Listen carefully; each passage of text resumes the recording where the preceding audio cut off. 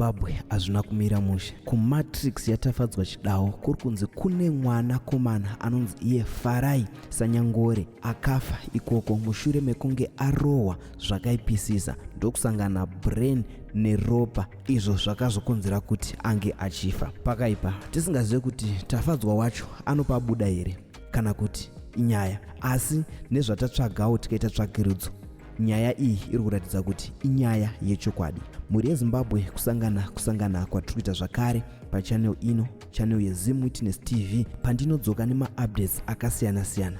Uye kana kari kekutanga kusvika pano, ingobayawo button rekusubscribe, then turn on the notification bell kuitira kuti iwewe usarasikirwe neevry update yandinodzoka nayo pano nguva nenguva. According to the source yaPatricia Jack, pari kunzi pane mwana akafa anobva iye kuChegutu anonzi iye Farai Sanyangore akafira kuMatrix kwatafadzwa chidawo. Ari kunzi akarohwa zvisingaite ndokukuvara musoro, apo paari kunzi ipo akasangana pfungwa neropa, izvo zvakazokonzera kuti ange achifa. According kusource yaPatricia Jack, ari kutaura iye kuti sofa pane vana 2 vakafa kukempi iyoyi. One wacho ari kunzi akafa a week before pakazofa Farai. Then zviri kunzi izvo mukomana uyu Farai paakafa, vanonzi ivo vakaenda mugomo kwavakanonzi vanotakura zvavakatakura, asi mukomana aiti handisi kukwanisa, ndipo paanonzi akarohwa. Vakomana vari kunzi vakamurova ava zvinonzi vakatomboenda mukati mujeri, asi vakabhadharirwa bail vakange vachibuda. Post-mortem yaFarai ndo inonzi yakazoitwa iyo kuhospital, ndo pakazodiscoverwa kuti mwana ainge asangana pfungwa neropa, ndo zvinhu zvakaita kuti ange achifa. Tinongoti rest in peace kuna Farai Sanyangore. Ndinokumbirawo kuti ungonyorowo kuti rest in peace kumukomana. Mhuri yeZimbabwe hazvina kumira mushe, so ndakukusiyai muchinzwa audio yamai vaFarai pavanga vachiitwa ivo interview palive kwaPatricia Jack. So mhuri yeZimbabwe, tiudzewo zvamunofunga about this story. Zaire condition vakamutora vachiziva kuti mwana uyu ari pama withdrawal here, anofanirwa kunwa mvura, ende vakaudzwa here zveshuwa, nokuti there is two side of story, but nyaya iri kurwadza pakuti inyaya inosuwisa, nokuti unenge uchida kuti hold on a bit. Hold on a bit.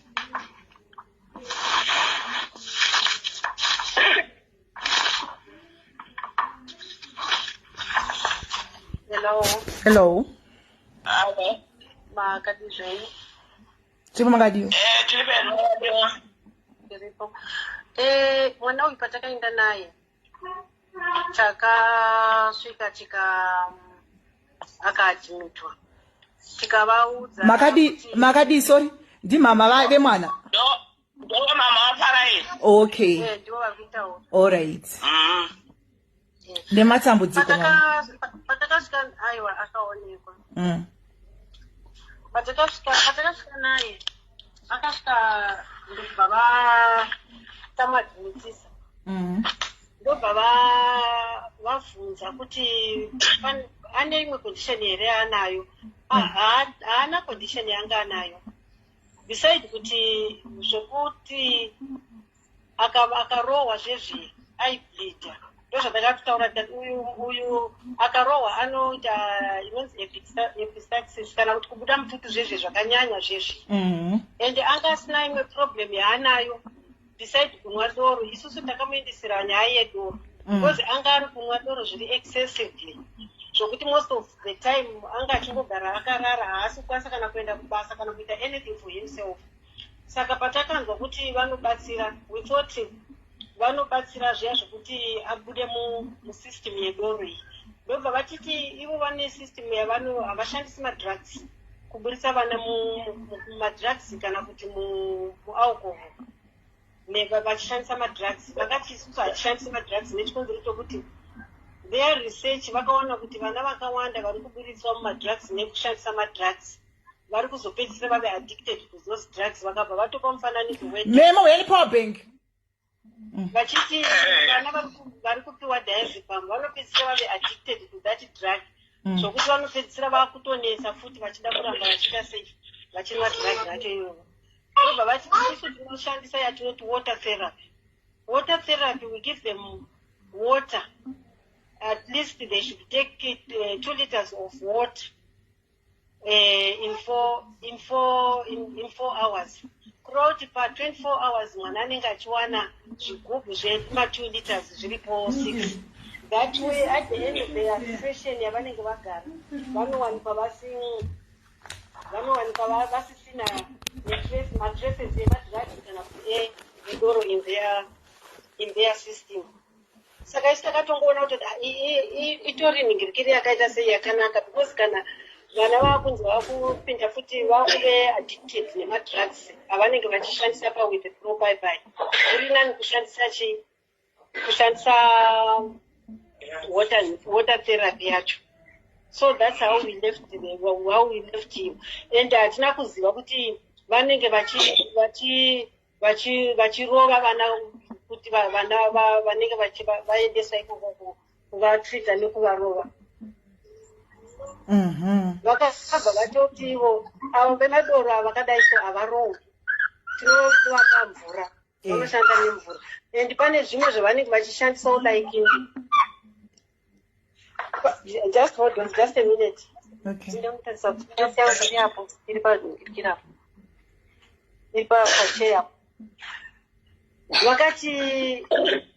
Vakadai vedoro ava havarohwi, vanonwa mvura idzodzo.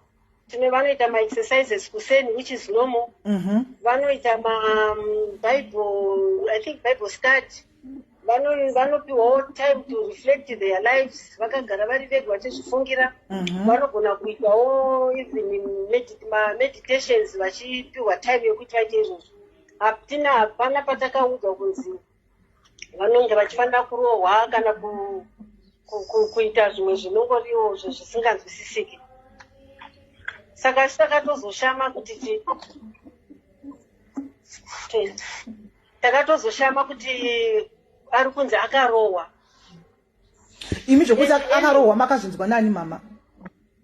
Zvokuti akarohwa initially takatozviona pabhodhi yake patakazoita tichienda kunoita kunaidentifya bhodhi. Ndo patakaona kuti akagoinga akarohwa because waistline yake yese kubva paguvhu dumbu rake rese ranga riri black, ngozva black chaiyo black, like a black pot. Skin yake mumaoko mese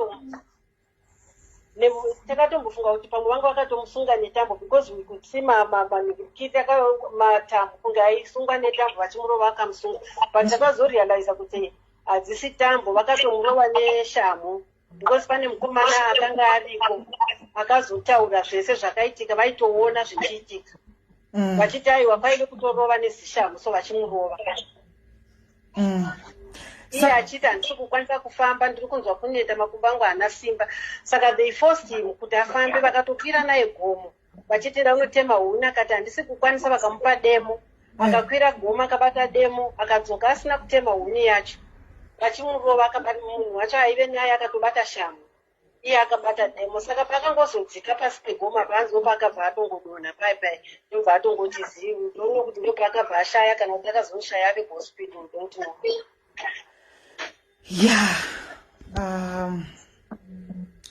This is sad story, and I'm really sorry about this. Isusu tinofarira chirongwa ichi. I'm one of the people vaito handifariri zvemadrugs, kuti vana vaite zvemadrugs. Ndotoriwo nekambeniwo yandinoita, ndotopinda muzvikoro, ndinoita zvakasiyana siyana. And taifarira campaign yeMatrix because munoziva kuti kuMatrix kuti mwana akamunza tiri kukuisa kuMatrix anenge achiona zvinoitwa vana zvezvekuiswa mumadhaka achipuwa mapunishment yakadai, tikati aiwa vana ngavapiwe punishment. Vanhu vakatombokomplain about this issue. Ndofunga last week pane mwana anonzi Baby Dawn aita zvemadrugs, iartist, saka akapiwa punishment yekucheka sora nereza. Vanhu vakati this is abuse. Inini I'm one of the people ndikati aiwa it's abuse, ndiko kuti adzidzi, you know. Saka zvekuzorohwa iyi hachisiri rehab, iyi yava abuse. Kuti vana varohwe, that's not it. Hapana rehab, hapana mutemo. Even izvozvo ukasungwa ukaenda kujere, ukazoenda kukoti vanotokubvunza kuti paunga uri muchitokisi mapurisa akambokurova here, vanotokubvunza because mutemo wakaisiwa nehurumende even nemutemo hapana mupurisa anotendera kurova even criminal. Unotanga kutobvunzwa najaji kuti usati watanga une chichemo here wakamborovwa here nemupurisa, unototaura kuti ndakarohwa, kana usina kurohwa unoti aiwa handina kurohwa. Saka kurova haichisiri solution yerepu kana kuri kunzi vakarohwa.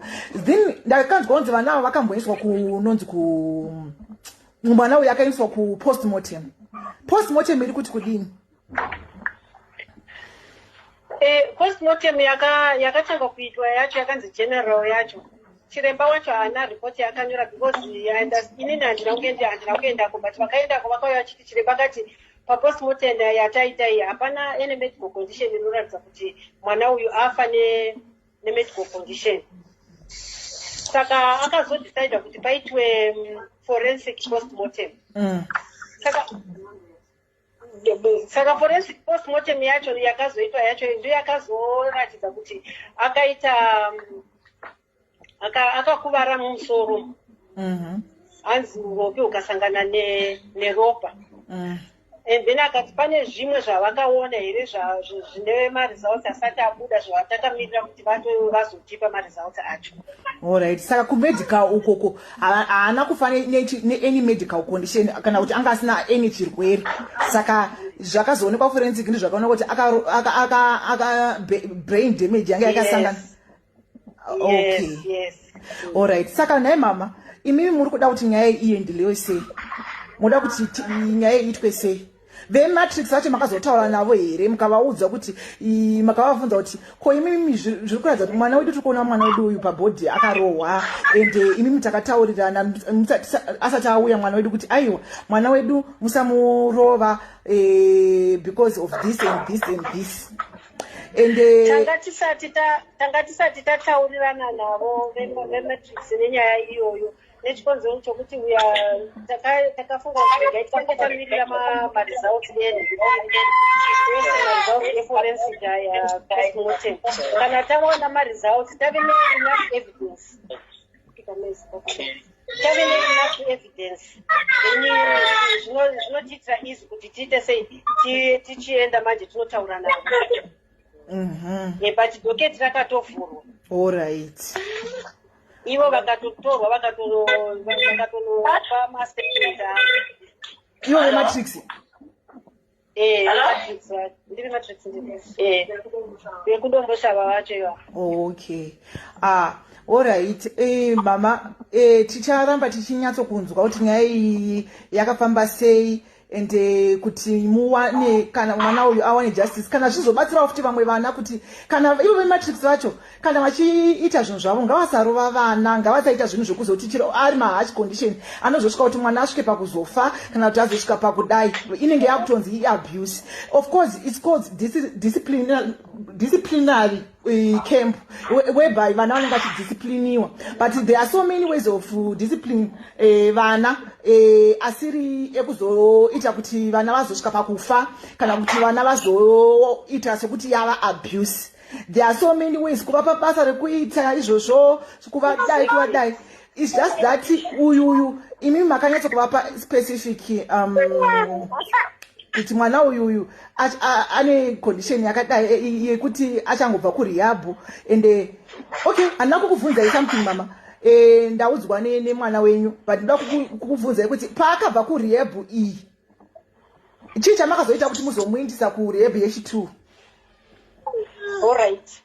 Mwana uyu takamuendesa kurehab I think it was 2003 October, November, I can't remember. Akanoita 4 months. 2000 mid January.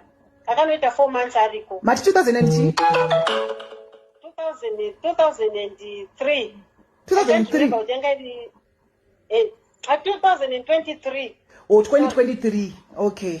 2023 I mean. Okay, yes. Saka takamuendesa muna November, I think it should be between October and November, I can't remember, but those are takaita 4.5 months.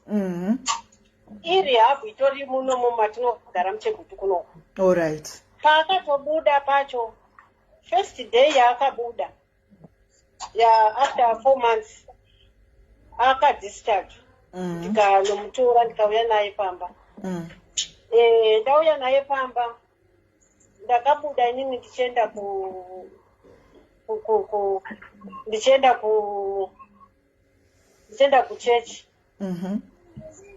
Ndobva ndazodzoka vandawana aripo, ndobva tatogara naye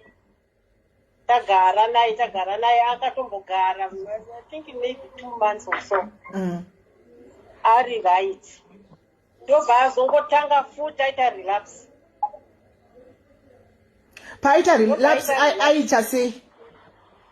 Akangodzokera zvaaita zvokunwa manhingirikiri, zvokunwa doro tuetue.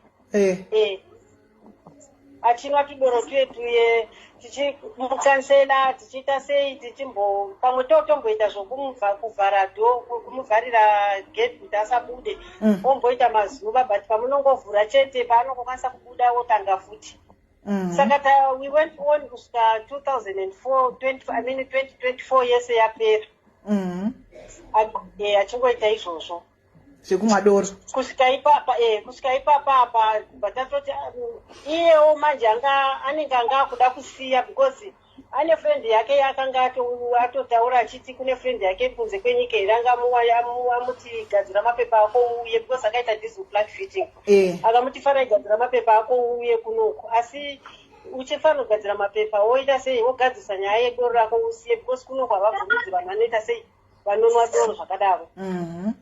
Saka ndobva atoudza baba vacho kuti pane shamwari yangu yakati ndigadzise mapepa, saka ndoda kugadzisa mapepa ndozogadzisa pasipoti, ndakuda kusiya zvedoro izvi. Saka adaro ndopatakati kuti timubatsire, because panopamba haakwanisi kusiya, anga asingatokwanisi kusiya ari panopamba. Ndopatakazwa iyo zvenhingirikiri zverehab iyoyi, ndopatati abheta aite sei aende ikoko. Ende kutori nemumwe mwana weimwe friend yangu shamwari yangu yatogara nayo kuno, muzukuru wake wauya zvanzi yake anga atomuendesa previous month yacho, zvokutoti akatopita last Sunday ndoyo akatobuda ikoko. Aiti kuti